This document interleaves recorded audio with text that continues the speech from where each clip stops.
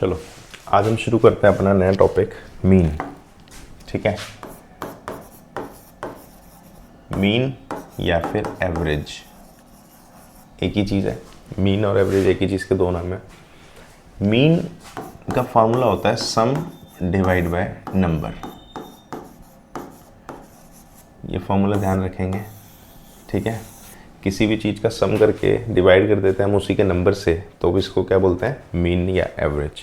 हमेशा से हम यही करते आते हैं। जैसे मानो हमारे पास 4 नंबर है 1 2 3 4, हमारे पास सपोज करो 4 नंबर है 1 2 3 और 4।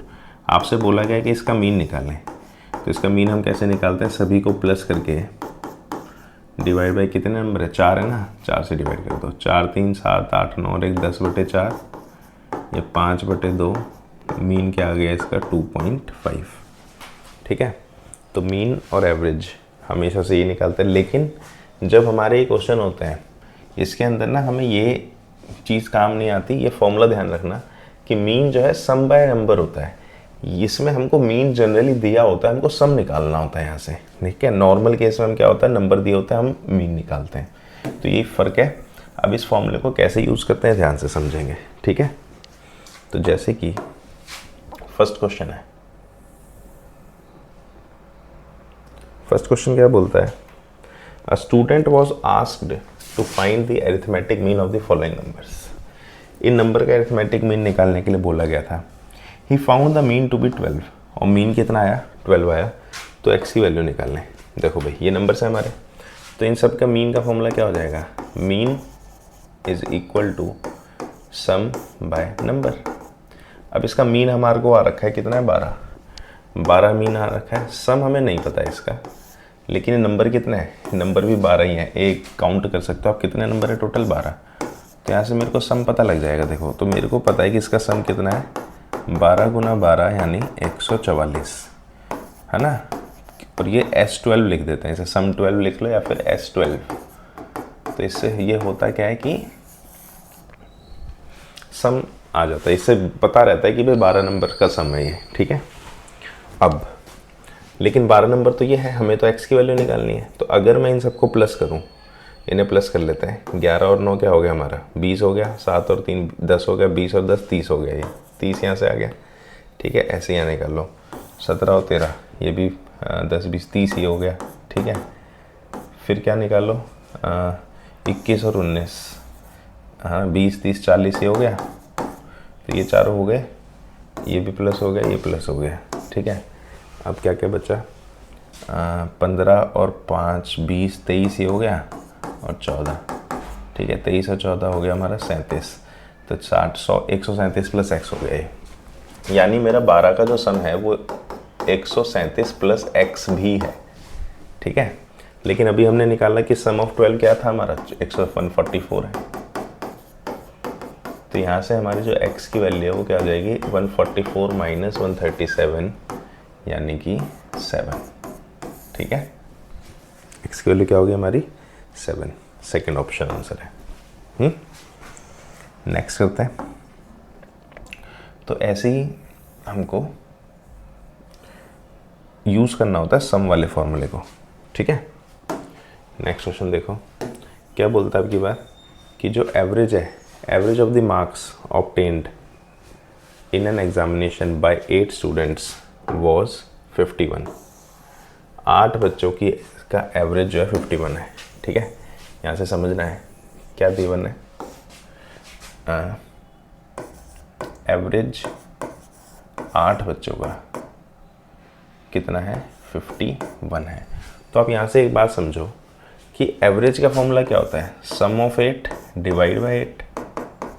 यानी इन 8 का जो सम होगा वो ऊपर आएगा और इनका नंबर 8 है वो नीचे आएगा। तो यहाँ से मुझे सम ऑफ 8 बच्चों के मार्क्स का सम आ गया, 51 मल्टीप्लाई बाई 8 कितना हो गया, 408 हो गया। ठीक है, अब and by 9 other students was 68। 9 का एवरेज कितना है, 68 है। ये कोई दूसरे हैं। ठीक है, यानी एक ग्रुप है जिसमें 9 बच्चे हैं, 9 बच्चों का एवरेज कितना आ रहा है, 68 आ रहा है। तो यहाँ से भी मैं सम निकाल सकता हूँ। इसका सम ऑफ 9 डिवाइड बाई 9 क्या होगा, 68 हो जाएगा।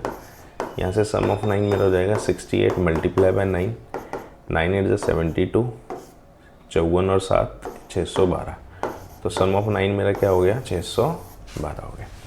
अब ये बोलता है सभी average marks of all 17 students, इन सबको मिला दें अगर तो कितना होगा एवरेज। देखो भाई, अब इसके लिए मैं इन दोनों का सम निकाल लेता हूँ। सम ऑफ 9 और 8 17, 17 का सम कितना हो गया, 12 और 8 20, 1020। इनको प्लस कर दिया तो 1020 आ गया इसका सम। तो एवरेज ऑफ 17 लोगों का एवरेज किसके बराबर होगा, सम ऑफ 17 डिवाइड बाय 17। इनका सम मेरा आ चुका 1020 डिवाइड बाय 17। ठीक है, तो इसका आंसर आएगा 17 पंजे 85, 6 पे जाएगा। हाँ, 6 से डायरेक्ट ही चला जाएगा। 17 642 120। तो 17 एवरेज मेरा 17 नंबर का एवरेज कितना हो गया, 60 एवरेज आ गया। ठीक है, यानी ऑप्शन नंबर 3। क्लियर है। नेक्स्ट क्वेश्चन, सेम इसी तरह के कुछ क्वेश्चंस करेंगे। तो इसमें हमको देखना होता है कि एवरेज से सम निकाल देते हैं हम, है ना। अब ये बोलता है एवरेज मार्क्स ऑफ 55 बैच, 55 बच्चों का एवरेज है 50, 60 का एवरेज है 55 और 45 का एवरेज है 60। देखो अलग लिख लो पहले से। एवरेज ऑफ 55 बच्चों का जो एवरेज है वो 50 है। ठीक है, फिर एवरेज ऑफ 60 बच्चों का एवरेज ऑफ 60 बच्चों का एवरेज कितना है, 55 है। और एवरेज ऑफ 45 कितना है, 60 है। एवरेज ऑफ 45 स्टूडेंट्स कितना है, 60 है। ठीक है, फिर क्या बोला है, the average marks of all the students, सभी की एवरेज निकालो। तो सबका सम निकाल के प्लस कर देंगे। ठीक है, तो यहाँ पे आ जाएगा हमारा sum of 55 divide by 55 is equal to 50। यहाँ से हमारा 55 का सम हो जाएगा 2750। ठीक है, ऐसे यहाँ पे सम ऑफ 60 डिवाइड बाय 60 किसके बराबर होता है, 55 के।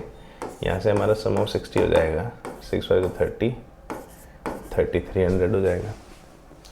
ऐसे यहाँ पे सम ऑफ 45 डिवाइड बाय 45 किसके बराबर है, 60 के। यहाँ से हमारा सम ऑफ 45 हो जाएगा 0 6 5 30, मल्टीप्लाई हो गया दोनों 2700। ठीक है, अब मैं सबका सम निकाल लेता हूँ। मैं क्या करता हूँ, इन सभी को प्लस कर लेता हूँ। यहाँ पे इन सबको प्लस करने से हो जाएगा सम कितने का हो जाएगा, 50 और 40 90 160। सम ऑफ 160 कितना हो जाएगा, 2700 2750 और 3300। 5 0 7 3 10 7 17 3 4 5 6 7 1 8750 इनका सम आ गया। ठीक है, अब मुझे एवरेज चाहिए 160 का। तो एवरेज ऑफ 160 किसके बराबर जाएगा, सम ऑफ 160 डिवाइड बाय 160। ये हो गया हमारा 8750 डिवाइड बाय 160। 0 से 0 कैंसिल हो गया। ठीक है, जाएगा 16 पंजे 5 6 80, 80 के बाद बना 75, फिर 54। तो 54 पॉइंट आंसर आएगा 54.68 डिवाइड करके। ठीक है।